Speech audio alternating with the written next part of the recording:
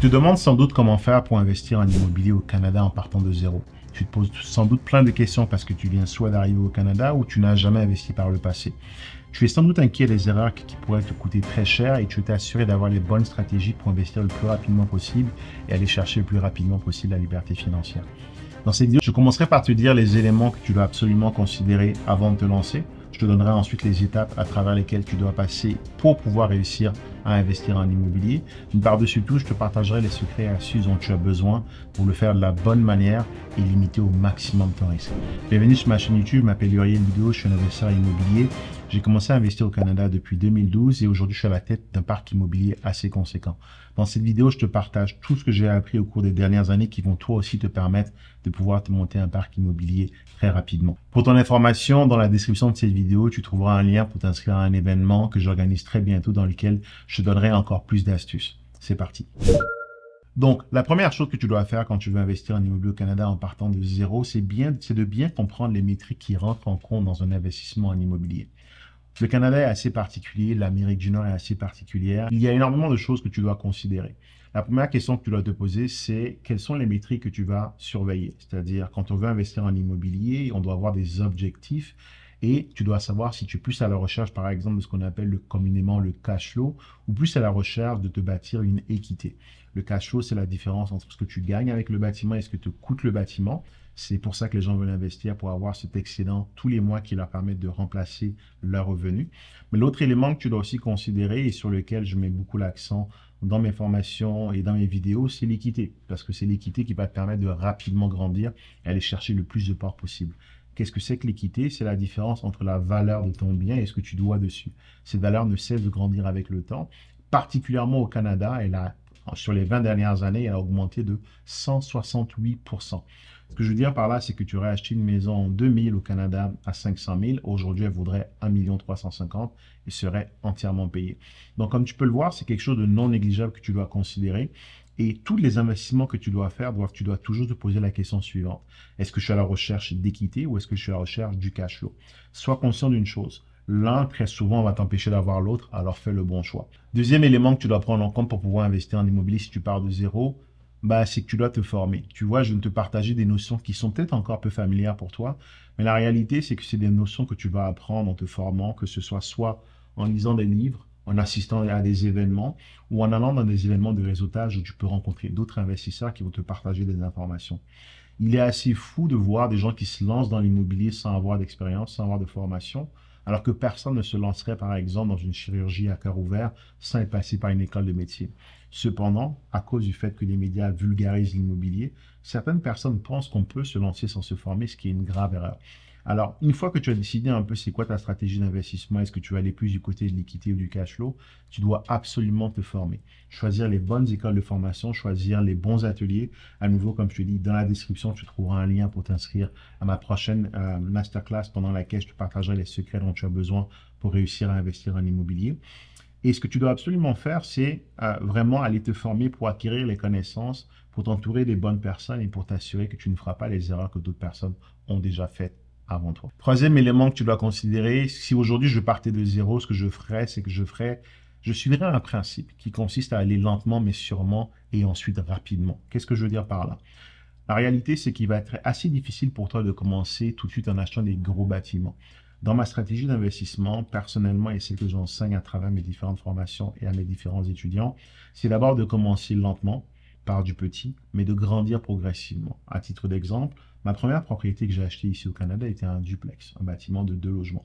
J'ai fait des rénovations, j'ai transformé en triplex.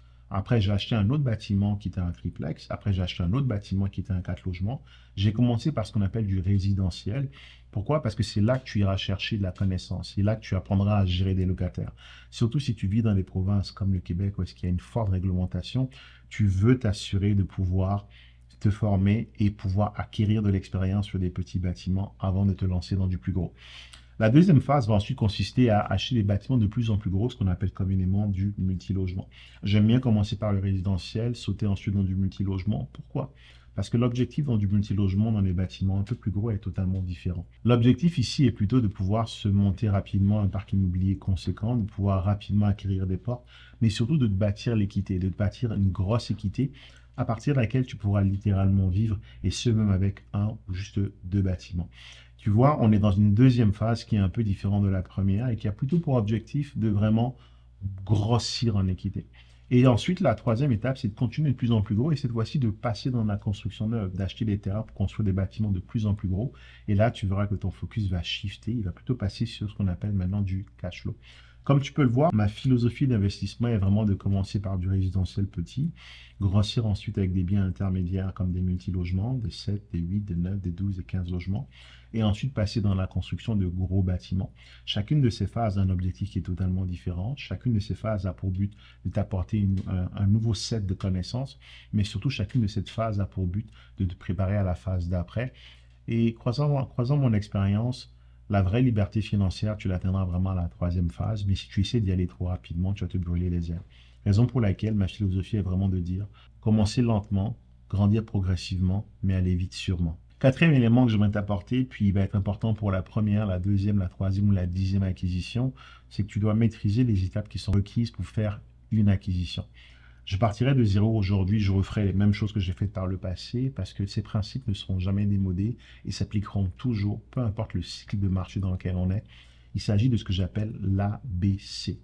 Pour acheter un bien immobilier, il te faut trois choses. Il te faut du A, ce qu'on appelle la mise de fonds ou de l'apport dans certains pays européens par exemple. Il te faut ensuite le B qui est ton bureau de crédit, qui est un peu ta carte d'identité, qui permet de montrer aux assurances bancaires carte patte blanche et qui leur confirme que tu as un bon profil financier. Et enfin, il te faut le C, qui est la capacité d'emprunt.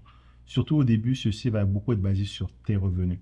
Alors, quand tu veux faire une acquisition, tu dois absolument te poser ces trois questions. Tu dois absolument mettre au point ces trois éléments, à savoir ton apport, ton bureau de crédit et ta capacité d'emprunt.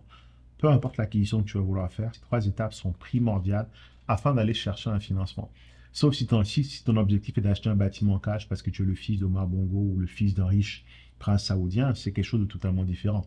Mais si tu es comme la plupart des gens et que tu as besoin d'un prêt hypothécaire, d'un prêt d'une banque pour acheter un bien, il te faudra réussir à démontrer que tu as ces trois éléments qui sont check, qui sont propres, à savoir à nouveau ton apport, donc ta mise de fonds, ton B, ton bureau de crédit, et ton C, ta capacité d'emprunt. Dernier élément que tu dois absolument avoir si tu veux pouvoir réussir à investir en immobilier au Canada en partant de zéro, c'est de t'assurer d'avoir autour de toi des gens, des réseaux, des mentors, des guides, des gens qui sont déjà passés à travers les épreuves que tu t'apprêtes à affronter, les expériences à travers lesquelles tu vas passer, mais aussi les joies à travers lesquelles tu vas passer.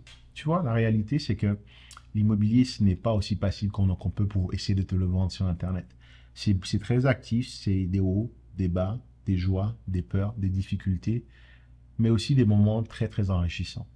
Et la meilleure façon de pouvoir accélérer ton parcours, la meilleure façon de pouvoir accélérer ta progression, la meilleure façon de pouvoir te monter un parc immobilier assez rapidement, va consister à t'entourer de gens qui ont déjà vécu tes expériences, des gens dont tu pourras apprendre de leurs échecs, des gens dont tu pourras apprendre de leurs difficultés, mais aussi des gens qui pourront t'aider à progresser. Je crois fortement à l'existence d'une communauté. Ça n'existe pas un self-made millionaire, ça n'existe pas un loup solitaire qui réussit. Tout dans la vie se fait parce qu'on a autour de soi des gens qui sont meilleurs que soi. J'aime souvent dire, j'aime m'entourer de gens plus intelligents que moi parce que c'est comme ça que je progresse. Tu ne pourras pas progresser en étant seul parce que tu ne peux pas en une seule vie acquérir toutes les connaissances dont tu as besoin pour performer. Et c'est pour ça qu'il est important d'aller chercher cette connaissance chez d'autres personnes. C'est pour ça qu'il est important de s'entourer d'autres personnes qui ont les mêmes objectifs et idéalement qui sont déjà passées à travers les expériences à travers lesquelles tu t'apprêtes à passer. C'est ainsi que tu vas réussir à accélérer ton parcours. C'est comme ça que tu vas réussir, en partant de zéro, à réussir à investir en immobilier au Canada. Et c'est surtout comme ça que tu vas éviter certaines erreurs qui peuvent te coûter très cher. Donc voilà, ça fait le tour de la vidéo que j'allais te partager aujourd'hui. À nouveau, si tu es nouveau sur ma chaîne, pense bien à t'abonner, activer les notifications et à partager cette vidéo à tout le monde autour de toi. Comme je te dis à nouveau, j'ai un événement très prochainement. Tu trouveras le lien dans la description pour t'y inscrire. Je vais t'y partager des stratégies qui auraient littéralement accéléré ma croissance si je les avais connues plus tôt. Et donc, je suis convaincu qu'elles vont aussi t'aider derrière à pouvoir progresser très rapidement en immobilier. C'était Uriel et à bientôt.